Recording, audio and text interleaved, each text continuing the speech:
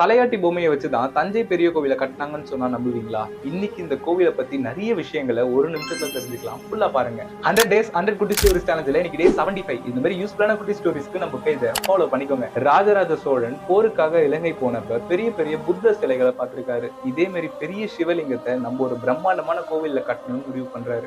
இந்த பிரம்மாண்டமான கோவிலை கட்டி முடிக்கிறதுக்கு தஞ்சை மக்களோட உதவியை கேட்டிருக்காரு. மக்களும் உதவி செய்ய முன் வந்திருக்காங்க. 1,60,60,000 டன் எடை உள்ள பாறைகளை அந்த காலத்திலேயே யானைகள் மூலியமா புதுக்கோட்டையிலிருந்து இறக்குமதி பண்ணிருக்காரு. இந்த கோவில் கட்டுறதுக்கு முன்னாடி 350 அடி அகலத்துல தோண்டி அதுல மண்ணை நிரப்பி அதுக்கு மேல அஸ்திவாரம் போட்டு கட்டின கோவில் தான் தஞ்சை பெரிய கோவில். இது கிட்டத்தட்ட தலையாட்டி பொம்மையோட ஸ்டைல் தான். அதனாலதான் 1 இல்ல 2 இல்ல 6 நிலநடுக்கத்தை தாண்டி ஒரு ஸ்கிராட்ச் கூட இல்லாம ஸ்டடியா நிக்குது. இந்த கோவில்ல இருக்க ஒவ்வொரு கல்லும் ஒரு வரலாறு சொல்லும். இந்த கோவில் கட்டப்படுறதுக்கு உதவியா இருந்த ஒவ்வொரு மக்களோட பேரும் இந்த கோவில்ல எழுதப்பட்டிருக்கு. இந்த கோவில்ல உள்ள சிவலிங்கத்தோட உயரம் 12 அடி.